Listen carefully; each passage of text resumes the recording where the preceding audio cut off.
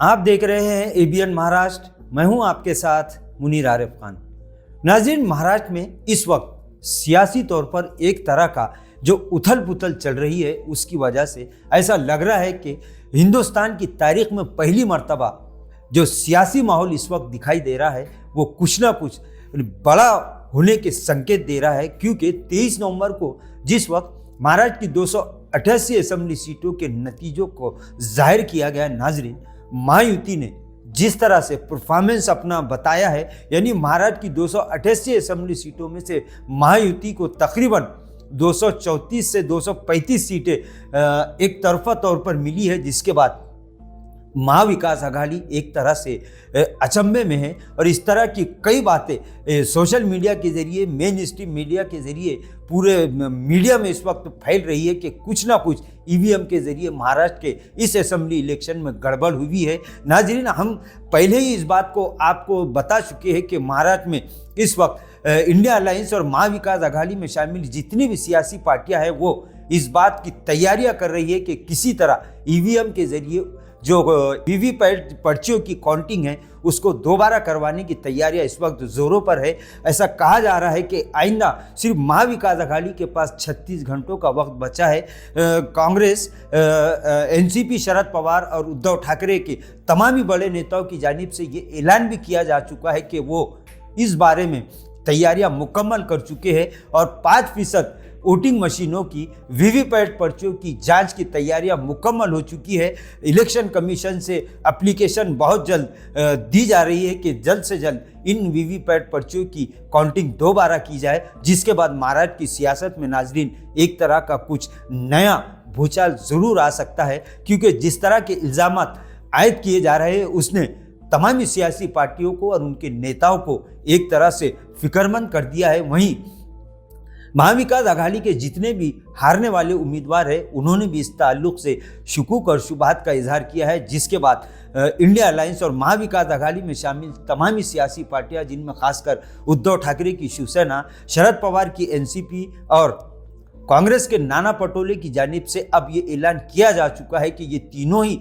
पार्टियां मिलकर बहुत जल्द इलेक्शन कमीशन से मिलने जा रही है, एक एप्लीकेशन देकर कई ऐसे मकामात जहां पर ज़्यादा शुकूक और शुबहात पाए जा रहे हैं वहां पर वीवीपैट पर्चियों की गिनती का मुतालबा किया जाने वाला है। और ऐसा महसूस हो रहा है कि आइंदा 36 घंटों में महाराष्ट्र की सियासत में कुछ नया ज़रूर होगा। वहीं नाजरीन, कांग्रेस के एक बड़े नेता, बड़े दिग्गज मुस्लिम चेहरा आरिफ नसीम खान ने मीडिया नुमाइंदों से बात करते हुए सीधे तौर पर बीजेपी और महायुति पर इल्ज़ाम लगाया है कि महाराष्ट्र में असेंबली इलेक्शन में महायुति की जानिब से ईवीएम के जरिए घोटाला किया गया है। इससे कोई छुपी ढकी बात नहीं है। अवाम की जानिब से कई शिकायतें मौसूल हो चुकी है। आरिफ नसीम खान ने तो यहाँ तक कह दिया है कि नासिक और औरंगाबाद में ईवीएम के जरिए बड़े पैमाने पर वोटों का घोटाला हुआ है, जिसके बाद पूरी तरह से सियासी तौर पर एक हड़कंप मचा हुआ है। आरिफ नसीम खान और इन जैसे जितने भी बड़े नेता हैं उनकी जानिब से लगातार ईवीएम घोटाले का आरोप नाज़रीन महाराष्ट्र असेंबली इलेक्शन में लगाए जा रहे हैं। कुछ लोग कहते हैं कि ईवीएम मशीन में ज़रूर कुछ गड़बड़ी हुई है। फिर लोग कहते हैं कि नहीं, अगर महाराष्ट्र में अगर ईवीएम में या पोलिंग सेंटर पे या इलेक्ट्रल सिस्टम में कुछ गलती हुई है, खामी हुई है या कुछ किया गया है, गड़बड़ी की गई है, तो झारखंड में कैसे सरकार आई?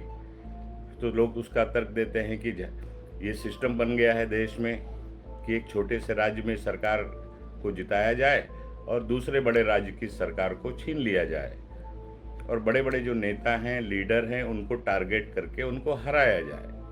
22 तारीख तक ये कभी उनके ध्यान में आया था कि इतनी बड़ी विक्ट्री महायुति की होगी और इतनी बुरी तरह से पराजय महाविकास आघाड़ी के उम्मीदवारों की और बड़े बड़े नेताओं की होगी? ये एक सवालिया निशान जरूर है। जिसके बाद नाजरीन अब इलेक्शन कमीशन पर कई तरह की उंगलियां उठ रही है। सुप्रीम कोर्ट के फैसले के बाद अब तमाम हारने वाले उम्मीदवारों को एक मौका मिला है कि वो वीवीपैट पर्चियों की गिनती दोबारा करवा सकते हैं। उसके लिए उन्हें हर बूथ के हिसाब से 47,000 रुपये इलेक्शन कमीशन के पास बतौर जमानत जमा करवाना होगा। लेकिन उद्धव ठाकरे, शरद पवार और नाना पटोले ने साफ तौर पर ऐलान कर दिया है कि चाहे कुछ भी हो, वो इस मर्तबा वीवीपैट पर्चियों की गिनती दोबारा करवाने की तैयारियां पूरी तरह से मुकम्मल कर चुके हैं और आइंदा 36 घंटों में इस मामले से एक बड़ा पर्दा उठने के संकेत मिल रहे हैं। नाज़रीन, वहीं एक तरफ महाराष्ट्र में हुकूमत बनाने के लिए बीजेपी पूरी तरह से तैयारियां कर चुकी है। देवेंद्र फडणवीस वजीर आला बनने जा रहे हैं। वहीं एक तरफ हुकूमत बनाने की तैयारियां शुरू हो चुकी है, तो दूसरी तरफ महाविकास आघाड़ी, इंडिया अलायंस और तमामी अपोजिशन पार्टियों के साथ साथ आवाम की जानिब से जिस तरह से ईवीएम मशीन पर सवालात खड़े किए गए हैं, नाज़रीन, उससे तो अब ऐसा महसूस हो रहा है कि मुल्क की तारीख में पहली मर्तबा महाराष्ट्र में एक सियासी तौर पर एक नया भूचाल और एक नया उलटफेर आइंदा 36 घंटों में आवाम को देखना पड़ सकता है। अब देखना यह है कि कांग्रेस, उद्धव ठाकरे की शिवसेना और शरद पवार की एनसीपी कितनी सीटों पर दोबारा वोटों की काउंटिंग का मुतालबा करती है। इस पर महाराष्ट्र के करोड़ों आवाम की निगाहें टिकी हुई है। इसके लिए आवाम को 36 घंटों का इंतजार करना होगा। नाजरीन, इस ताल्लुक से जो भी अपडेट एबीएन महाराष्ट्र को हासिल होंगे वो हम नाजरीन तक ज़रूर पहुंचाएंगे। आपसे रिक्वेस्ट है कि एबीएन महाराष्ट्र को सब्सक्राइब कीजिए, लाइक और शेयर कीजिए और कमेंट बॉक्स में अपनी राय देना हरगिज़ ना भूलें।